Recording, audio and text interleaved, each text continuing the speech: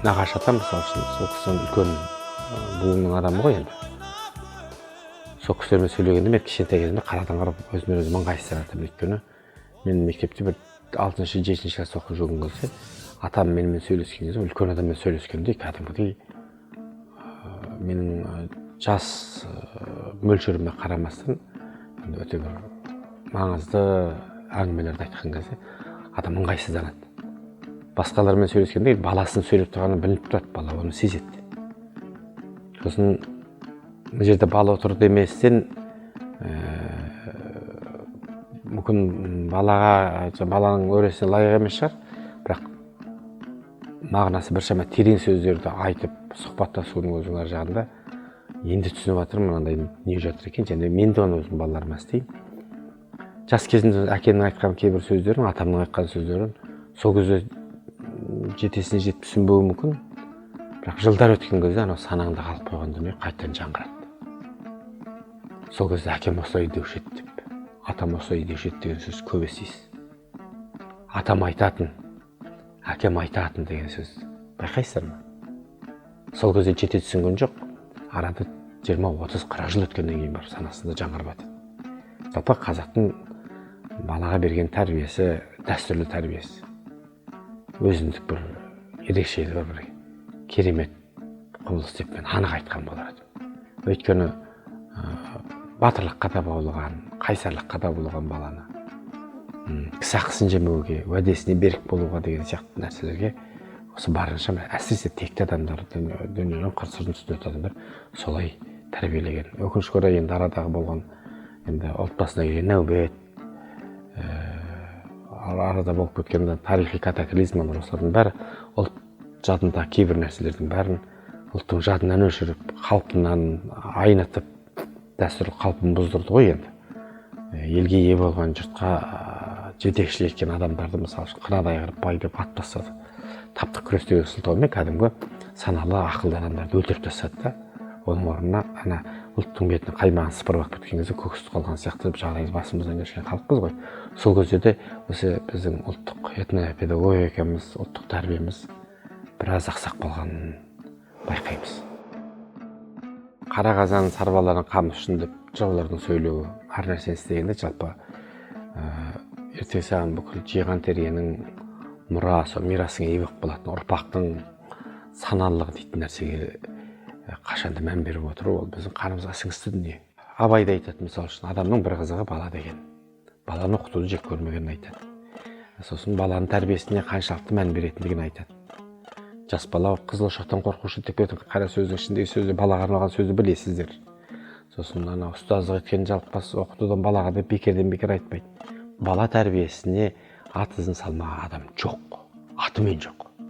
Ыбырай Алтынсаринде мысалы үшін, арнайы түрде мысалы үшін Асан Үсенді жазуы, тәрбиелік мәнісі бар қысқа балаларға арналған әңгімені жазуының өзінде қандай ұлттың қамына деген мысалы үшін құлшыныс жатыр. Одан кейін Алаш аяуларына алып Ахмет Байтұрсынов, Мағжан Жұмабаев педагогиканы жазды, Жүсіпбек Аймауытов психологияны жазды, Қалел Досмағамбетов табиғаттану медицинаны жазды. Ұғымдардың атауын берді, ауа дегенне, жер дегенне, су дегенне деген сияқты. Сене бұл Алаш аяулардың ішінде, ақындардың ішінде бесік жырын жазбағандар кемде кем. Мағжанның бесік жыры не сұмдық екен, не ғажап. Сәкен Сейфуллиндер барлығы осыған бұрылған. Неге десеңіз, ұлттың негізгі болашағы бастау көзі ұрпақта тұрғанын білгендіктен бұған айрықша маңыз берген. Сондықтан қазір өзі ұлттың қамын ойлаған кез келген адам қазір балаларға арналған журнал, балаларға арналған жаңа клип дейсіз бе, видео дейсіз бе, бейне көрініс, кітап дейсіз бе, осы нәрсеге көңіл болу керек. Қандай да бір адам халықтың қамында жұмыс істесе, ол орта мектептегі мәселеге, мектеп мәселесіне айрықша көңіл бөлу керек. Бұл өзі үлкен, өзі күрес түсінген адамға. Сол кезде бала тәрбиесі оңай еді, азамат. Әлдеқайда оңай болып көрінеді. Неге десеңіз, кейдір қазір қалған жағдайында арнайы түрде баланы мен еңбекпен бір қамтамасыз етіп қою, бір дегенмен занятой дейміз ғой, басын бос қылмай бір дегенмен әуре алып қою оңай емес қазір. Бая кезде қалай мысалы таңертең 8-де 7:30-да жүгіріп мектептен шықтым. Шығармайтын жоқ мұны. Жей ғой. Айран ұттап жібер. Қайда кеттің? Түкшпедің ғой. Қожатай бас киіміңді ки. Қожатай бас киіміңді ки деймін. Мектептен шығамызда 8-ден бастап әрі кеткенде 6 сабақ болған күні 1,5 машина айтып 12:45-ге шейін оқимыз. Содан 1,5-2-ге қарай үйге келісімен 6 жылдам тамағыңды іш деп тамағын дайындап қойды шешең. Тамағын ішесің де мал жаюға барасың. Малдың астын тазалайсыз, суын бересіз, шөбін жұласыз, үйтіп үйге су тасисыз. Соның бәрін сіз 3:30-ға шейін бітіріп тастауың бар. Жүгіріп жүріп істейсіз. 3:30-да жаңа жерде қолыңызға жаңағы сөмкеңізді аласыз да, спорт киімін аласыз да, тренировкаңызға кетесіз. Одан келесіз, қаласа бәрінде физикалық ауыртпашылық. Бұл шотыңыз жоқ, салмақ түседі. Содан келесіз, арып-талып.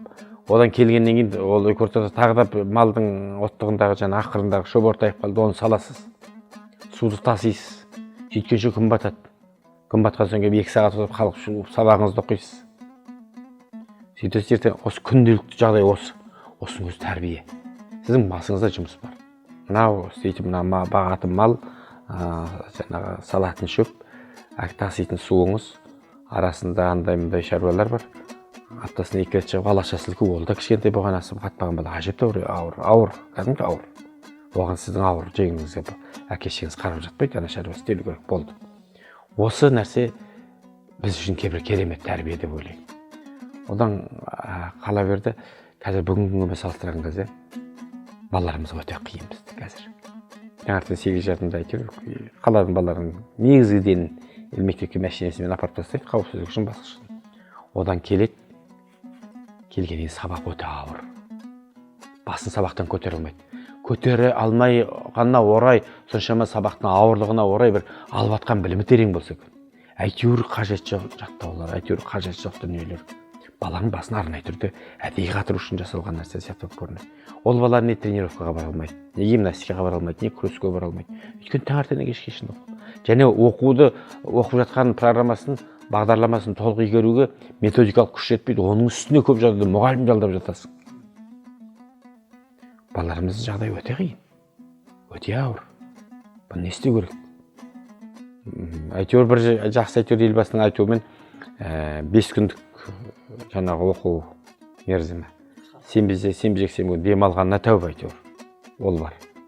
Бірақ сол бағдарламаны сыйдыруға бірдеңе оптимизация жасауға, оңтайландыруға болатын еді қысқартыңқырап. Бала түстен кейін жаңағы басқа бір секцияларға барса, домбырасына бара ма, күресіне бара ма, гимнастикасына бара ма, футболына бара ма, соған мүмкіндік болса деп ойлайсың. Өкінішке орай ондай нәрсе жоқ. Қалай қыламыз? Мен білмеймін. Өзіміз қарағадай болып депутат болып отырған кезде осы нәрсеге шамамыз келетін емес. Әліппе деген сөз символикалық, бейнелі атау.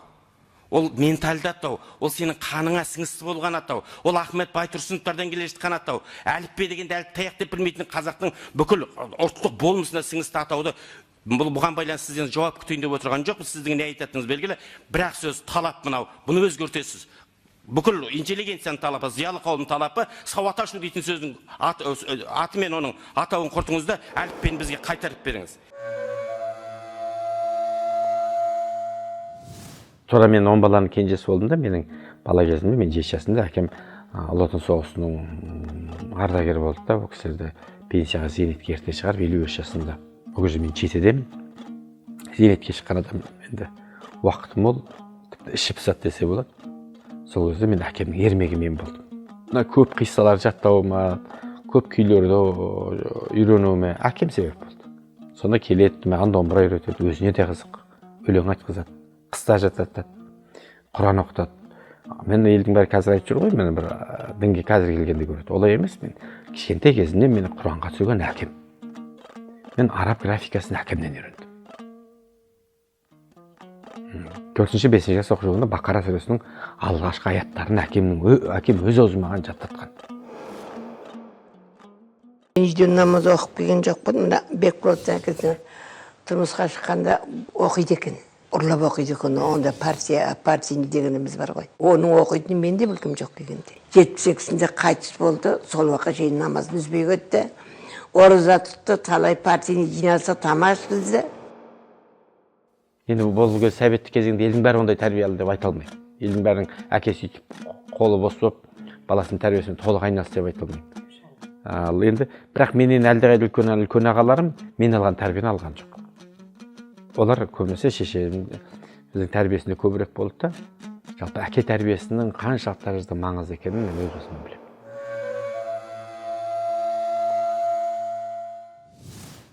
Негізі әуелі Құдайдан қорықсаңыз, пендеден ұялсаңыз, бір нәрсеге баса назар аудару керек деп ойлаймын.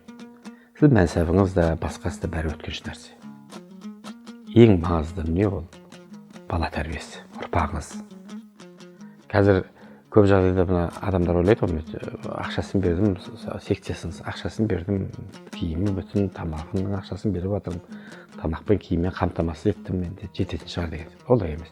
Бәрібір тізегінің үстінде отырып балаңның әкесінің қолынан тамақ жегені де ештеңе болмайды.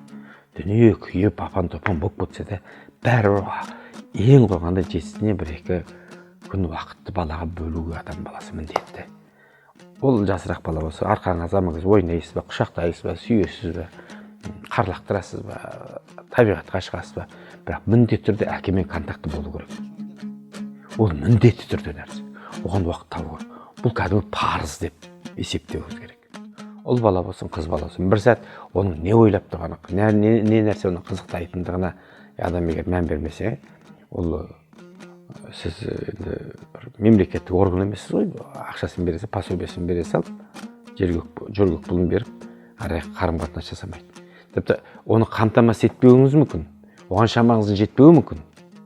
Бірақ ол әкелік жүрегіңіздің жылуын балаға сыйламай, сіз толыққанды жақсы бала тәрбиелей алмайсыз. Осыған мен көзім бір анық жеткен дүние. Шынында да қазір біз көп жағдайда азамат таңғалып жатамыз ғой. Балалар бестен бел шықпай жатып, қолына смартфон алса, жорғалата жүреді. Шынында бұл бір ерекшелік өзі.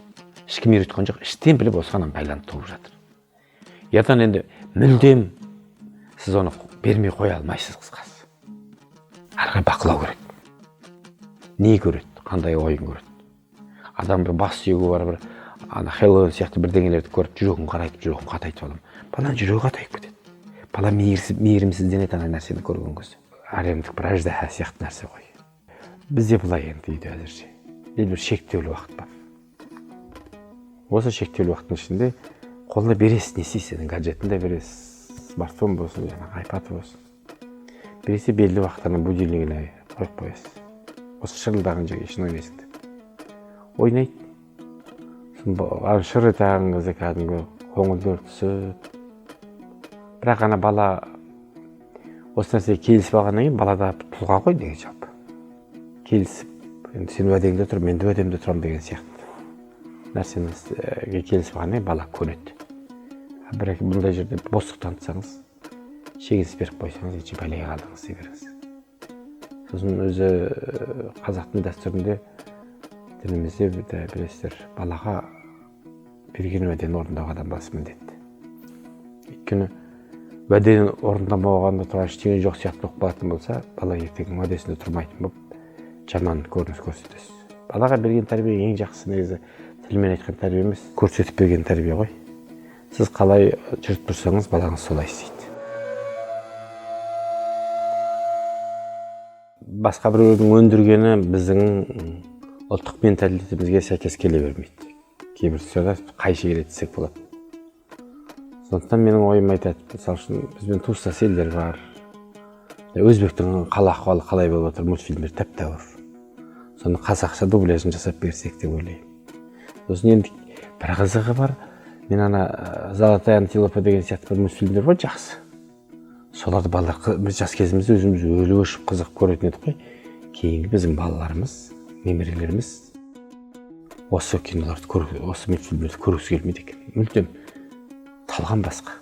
Таным, мынау түйсіну, сезіну, тұшыну мүлдем басқа. Айтып отырмын, мүлдем басқа буын бұлар. бұлардың қызықтайтын нәрселер де басқа.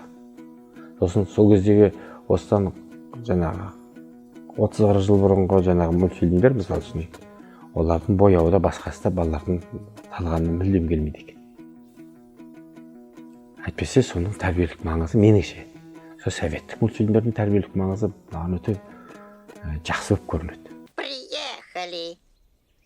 Меня стыдили, а сами чужой горох дереть вздумали. Как чужой? Мы нашли. А вы его собирали? Так вам и надо, жадинам. От чужого добра не бывает добра. Сондықтан енді бұл мәселеге келген кезде енді Голливуд мультфильмдер басқадан зәремше қорқам, өйткені баланың танымын бүкіл түйсігін ойрандап кететін өте жаман рухани экспансия деп білем. Көрсетпеуге тырысамын.